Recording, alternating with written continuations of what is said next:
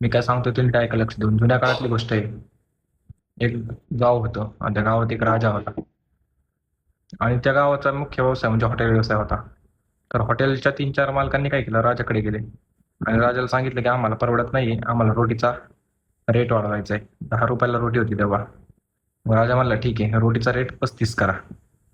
हॉटेलवाले म्हणले 35 एवढं केल्यावर लोक आंदोलन करतील, आपल्याला 35 नाही करता यायचं. राजा म्हणला तुम्ही रोटीचा रेट 35 करा, बाकी मी बघतो.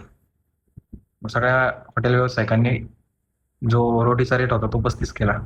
दुसऱ्या दिवशी सगळे गावकऱ्यांनी मिळून आंदोलन केलं आणि सगळे गावकरी मिळून राजाकडे गेले की हा हॉटेल व्यवसायांची मनमानी आहे, यांनी रोटीचा रेट 35 केलाय.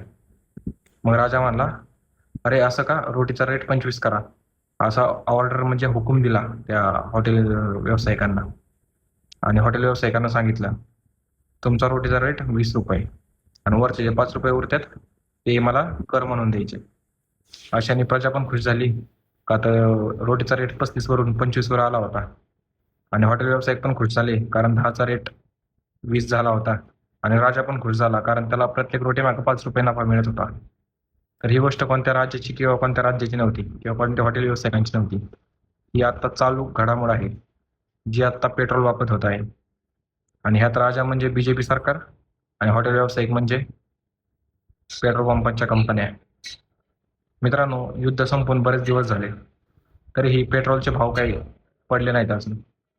उलट पेट्रोल 112 115 रुपये लिटर झालं भारतात.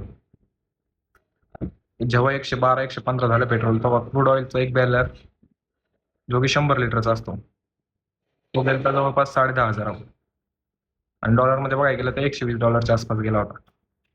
पण आता परत क्रूड ऑइलचे प्राइसेस हे 50 60 $70ला आलेले आहेत.